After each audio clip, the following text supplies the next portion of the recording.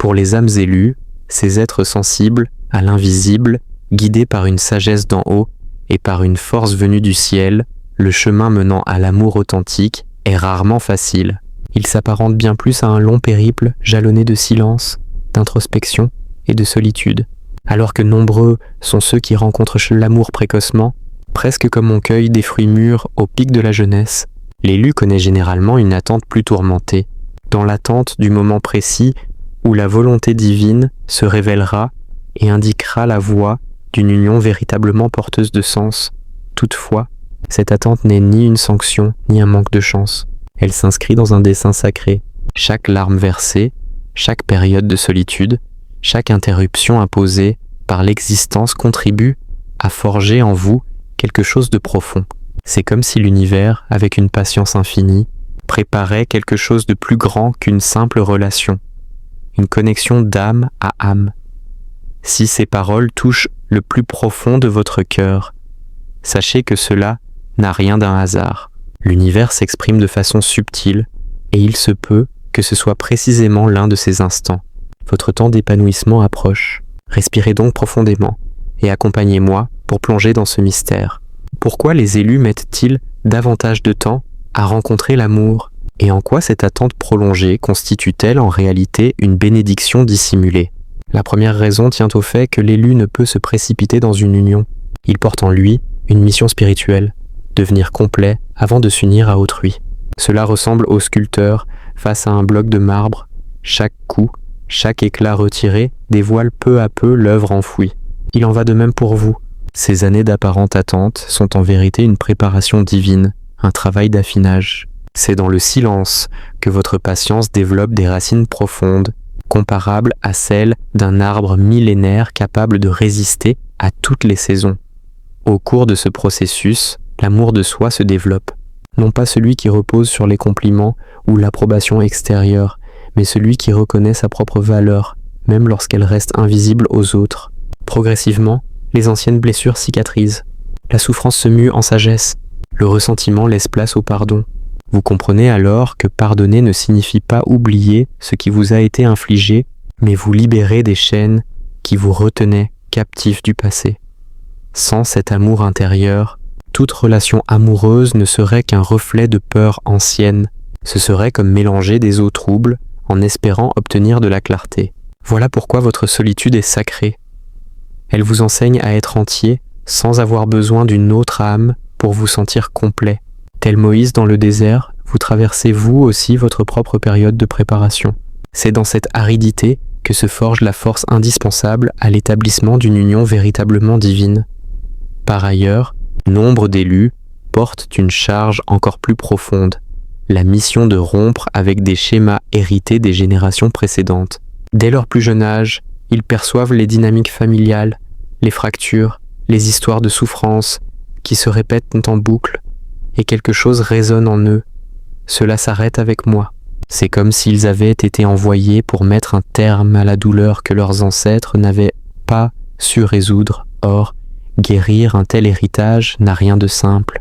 Il s'agit d'un travail immense de prise de conscience.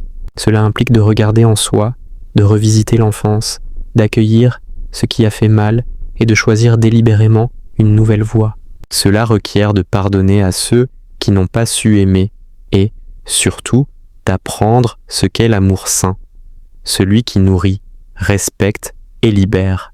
Ce cheminement rappelle celui de Jacob luttant avec l'ange jusqu'à recevoir la bénédiction. De la même façon, l'élu doit remporter ses combats intérieurs avant de pouvoir bâtir du neuf.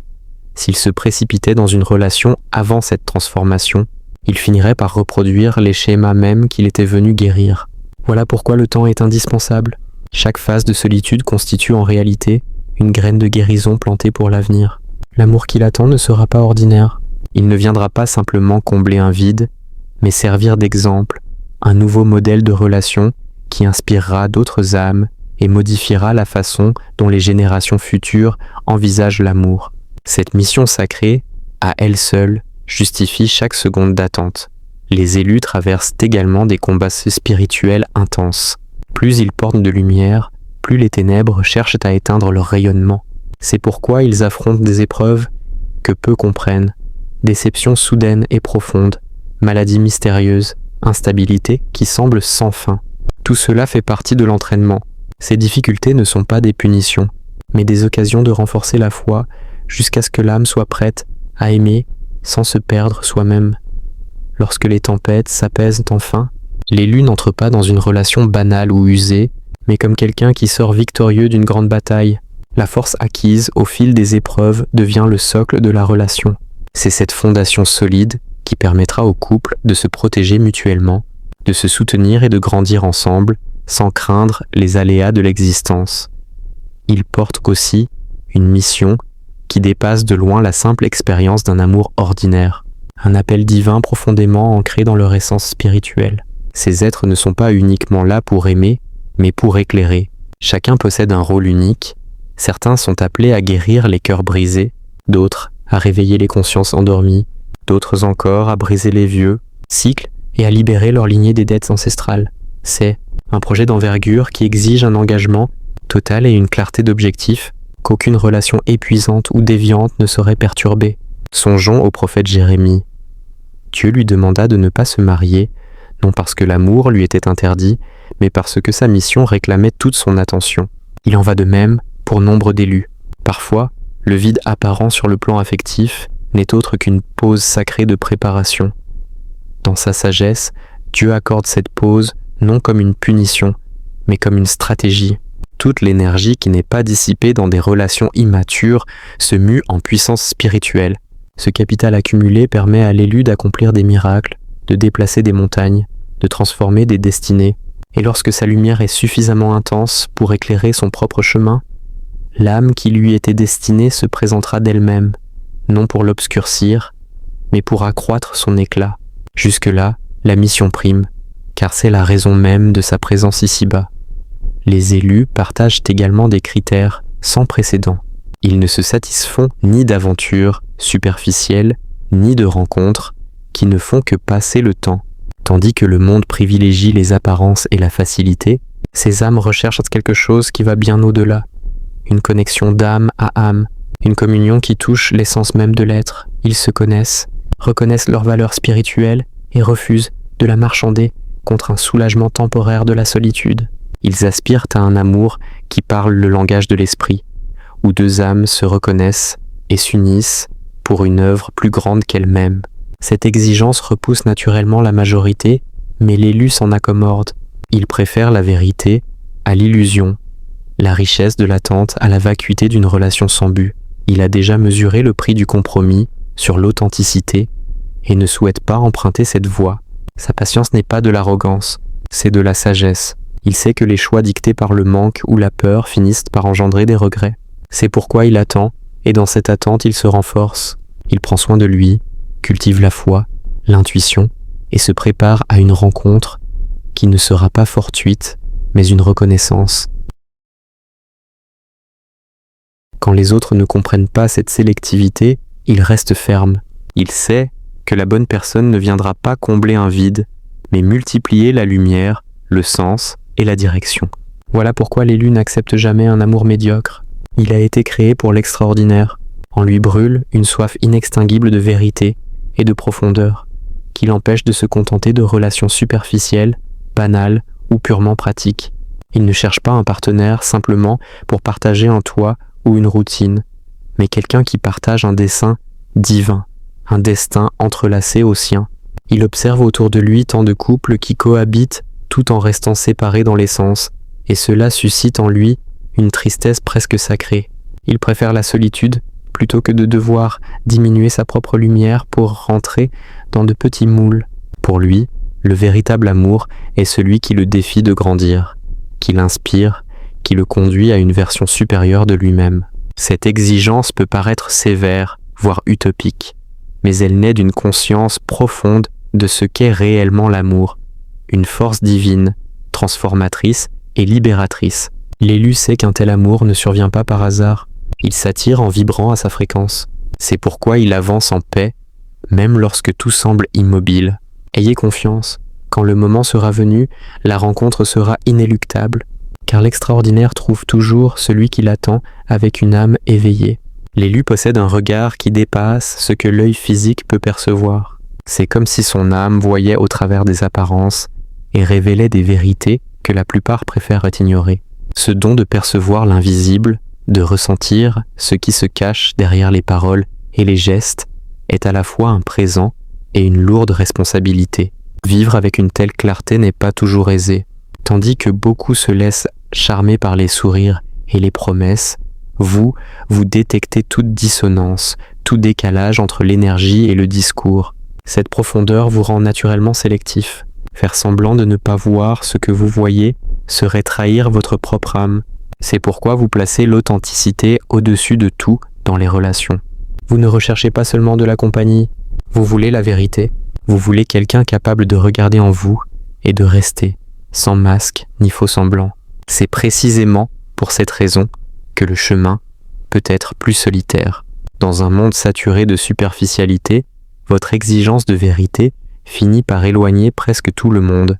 Mais vous savez qu'être seul vaut infiniment mieux qu'être accompagné de quelqu'un qui ne vibre pas à la même fréquence de vérité. Cette attente n'est pas faiblesse, c'est sagesse. Vous savez que l'amour qui vient de Dieu ne se hâte pas. Il mûrit au moment juste et arrive complet, pur, prêt à durer. Lorsqu'un élu rencontre enfin le véritable amour, il ne s'agit pas seulement d'une relation qui commence, c'est une mission divine qui s'accomplit. À ce niveau, le mariage n'est plus un simple accord émotionnel. Il devient un engagement partagé, un ministère spirituel. Le partenaire qui arrivera ne sera pas seulement un compagnon de route, mais quelqu'un qui participera avec vous à la construction de quelque chose de plus grand, au service de la lumière. C'est pourquoi le timing divin est si précieux. Le Créateur n'unit pas les âmes avant qu'elles ne soient prêtes. Il façonne, prépare, transforme. Pendant que vous traversez vos propres déserts et renaissances, votre futur compagnon est lui aussi modelé. Peut-être affronte-t-il des épreuves, des changements profonds, des défis qui le rendront digne de marcher à vos côtés. Chaque étape fait partie d'une préparation plus vaste. L'union ne peut pas toujours survenir au moment où le cœur l'appelle. Ce n'est pas une punition, c'est une attention. Tout comme David dut attendre le moment propice pour bâtir le temple, l'amour a parfois besoin d'attendre pour s'épanouir pleinement. Il est parfois nécessaire de grandir encore, de mûrir spirituellement, d'apprendre les leçons que seul le silence et le temps peuvent enseigner. Chaque épreuve que vous relevez construit la version de vous-même capable de vivre cet amour dans sa plénitude. Lorsque vous vous rencontrerez enfin, vous ne serez pas simplement un couple heureux, vous serez un témoignage vivant de la lumière divine. Vous incarnerez la preuve qu'un amour forgé dans la patience et la foi ne s'effrite pas avec le temps, mais se renforce. Et cette foi inébranlable dans le timing divin est précisément ce qui caractérise l'élu. Vous avez peut-être remarqué que le véritable amour n'arrive jamais quand nous le désirons, mais quand nous sommes prêts. C'est pourquoi les élus apprennent à se reposer dans la certitude que l'univers connaît le moment exact. Il n'est pas nécessaire de se hâter ni de se conformer à des histoires qui ne sont pas les vôtres. Cette sérénité n'est pas passivité, c'est une confiance profonde. C'est la conscience que chaque retard a un sens. Protection, renforcement, préparation à un amour qui ne connaîtra pas la fin. Combien de fois ce qui paraissait un retard était-il en réalité une délivrance? Combien de fois le non de la vie était-il un ajustement nécessaire pour vous maintenir sur la bonne voie? Au fond de vous, vous savez que rien de ce qui vous appartient vraiment ne peut vous être enlevé. L'amour qui vous est destiné est en train de vous chercher. Il lui faut simplement trouver la fréquence de la personne que vous êtes en train de devenir. Cette foi vous garde solide, même quand le monde vous presse d'accélérer. Et si vous êtes dans l'attente, souvenez-vous, il n'y a pas de retard dans le plan divin. Chaque jour de solitude façonne votre cœur, le rendant plus apte à aimer sans peur et à recevoir l'amour qu'il mérite véritablement. Vos larmes n'ont pas été versées en vain. Elles ont arrosé le sol où l'amour fleurira. Quand le moment viendra, tout prendra sens. Vous comprendrez la raison de chaque retard, de chaque départ, de chaque silence. Vous réaliserez que le Créateur ne vous a jamais fait attendre par punition, mais par amour, car ce qu'il réserve pour vous dépasse l'ordinaire. Un amour marqué du sceau de l'Éternel. Et quand cette rencontre aura lieu, le monde autour de vous le ressentira. Car l'amour des élus ne brille pas seulement pour eux, il illumine tous ceux qui en sont témoins. Votre histoire deviendra un témoignage vivant que le temps de Dieu est parfait et qu'il vaut la peine d'attendre l'extraordinaire. Avant de conclure, je souhaite vous adresser une invitation sincère. Si ce message vous a touché d'une quelconque manière, s'il a apporté de la clarté, de l'espoir ou simplement une douce sensation dans votre cœur, partagez-le. Peut-être est-ce exactement ce dont quelqu'un avait besoin d'entendre aujourd'hui. Merci d'être là, de faire partie de ce cheminement et de maintenir vivante cette vague d'amour et de conscience. À très bientôt dans la prochaine vidéo. Avez-vous un autre texte que vous souhaitez que je reformule ou préférez-vous que je vous aide sur une autre question ?